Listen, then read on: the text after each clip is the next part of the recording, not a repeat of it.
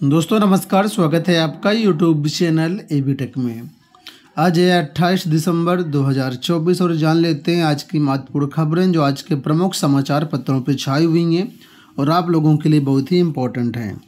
सबसे पहले देखिए, एडेड शिक्षकों के लिए एक बड़ी खुशखबरी की बात कह सकते हैं, जिसके लिए प्रस्ताव भेजा गया है।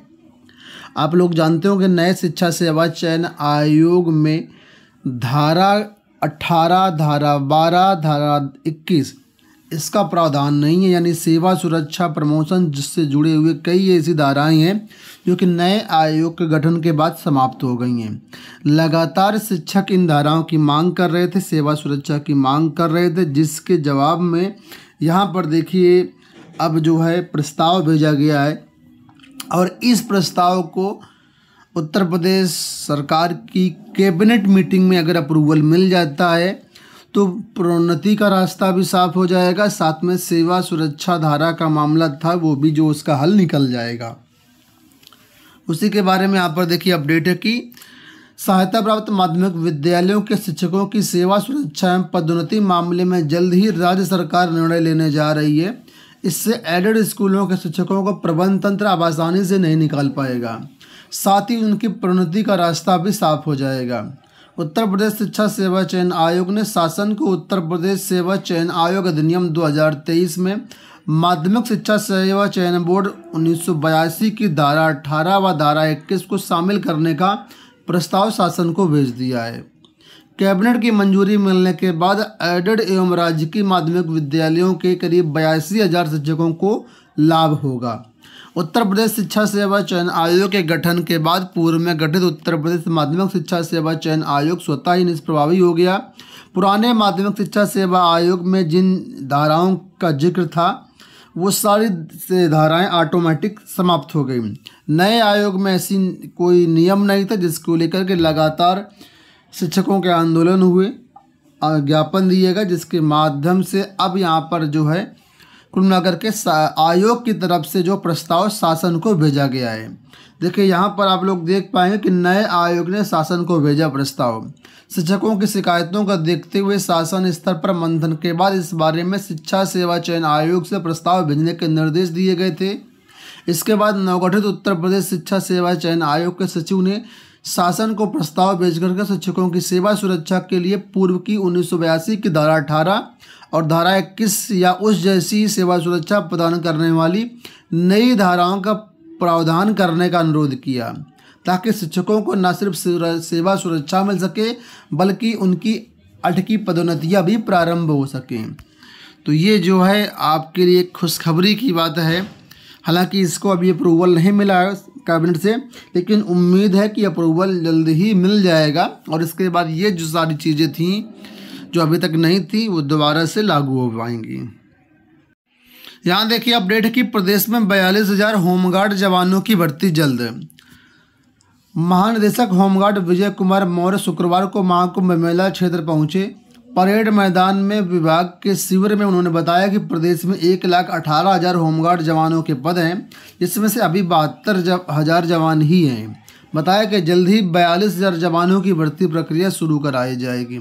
तो काफ़ी दिनों से न्यूज़ आप लोग देख रहे होंगे और इसके बारे में लगातार यही अपडेट आ रहा है कि भर्तियां जल्द होंगी और अच्छी बात है कि इतनी बड़े पैमाने पर जो होमगार्ड की भर्तियां होंगी तो काफ़ी लोगों को यहाँ पर रोज़गार मिलेगा।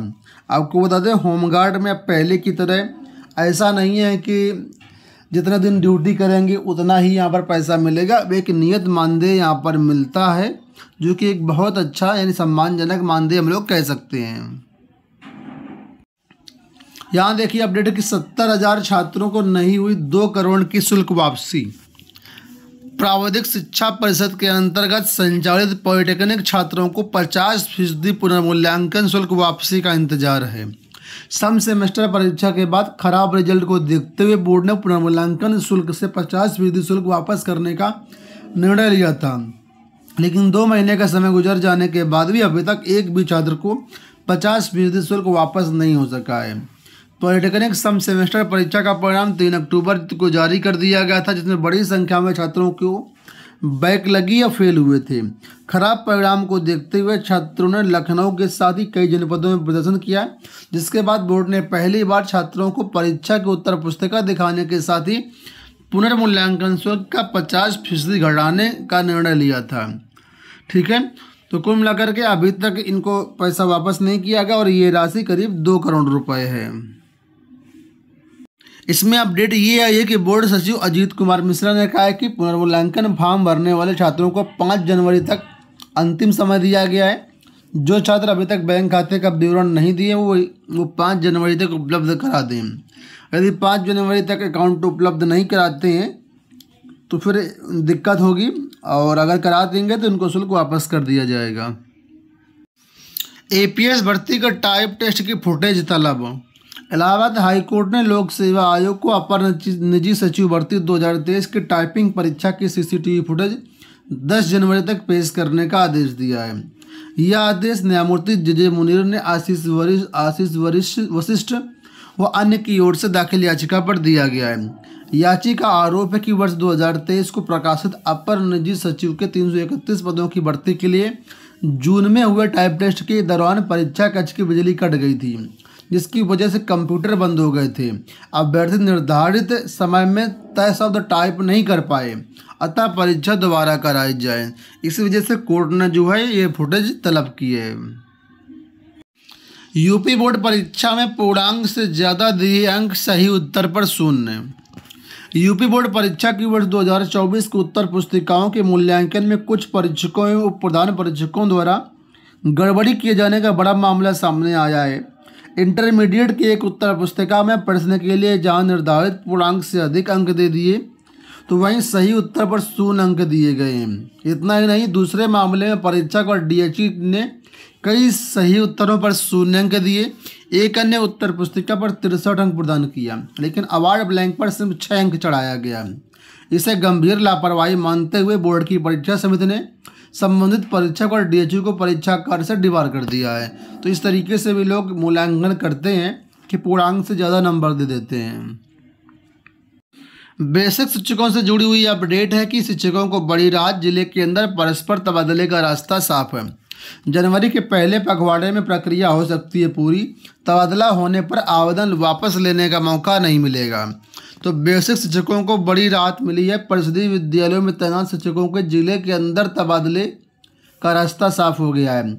जाड़े की छुट्टियां 31 दिसंबर से 14 जनवरी के बीच होनी है और इसी के बीच में ये परस्पर तबादले का जो कार्यक्रम है पूरा हो जाएगा।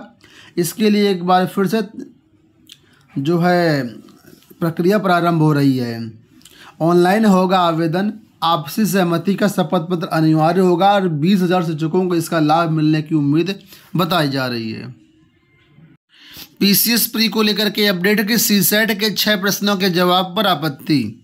उत्तर प्रदेश लोक सेवा आयोग की ओर से पिछले दिनों कराई गई पीसीएस प्रारंभिक परीक्षा 2024 के सीसेट के प्रश्न पत्र में सामान्य हिंदी भाग के 6 सवालों को भाषा विज्ञानी आचार्य पृथ्वीनाथ पांडे ने गलत ठहराया है। उन्होंने इसके लिए साक्ष्य प्रस्तुत करते हुए आयोग की कार्यशैली को प्रतियोगियों के साथ मजाक करार दिया है। आयोग ने 22 दिसंबर को पीसीएस की परीक्षा कराई थी। इसकी उत्तर कुंजी 25 दिसंबर को जारी की गई थी और उत्तर कुंजी के मुताबिक करीब 6 प्रश्नों पर यहाँ पर आपत्तियाँ हैं।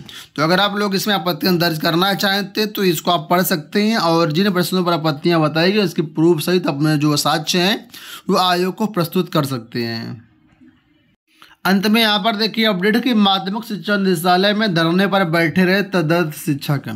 प्रदेश के अशासकीय सहायता प्राप्त एडेड माध्यमिक विद्यालयों से हटाए गए तदर्थ शिक्षक अपनी बहाली और वेतन जारी करने के लिए शुक्रवार को भी माध्यमिक शिक्षा निदेशालय में धरने पर बैठे रहे। शिक्षकों ने इस मामले में जल्द सकारात्मक निर्णय न होने पर आंदोलन तेज करने की चेतावनी दी है। तो तस्वीरें आप लोग देख सकते हैं। यहाँ पर जो तदर्थ शिक्षक हैं वो अपना धरना दे रहे हैं। मांगे आप लोग जानते हैं कि जो इनको हटाया गया है उसकी बहाली और वेतन को लेकर के। दोस्तों ये हो गई आज की सारी सूचनाएं। इस वीडियो में इतना ही। धन्यवाद।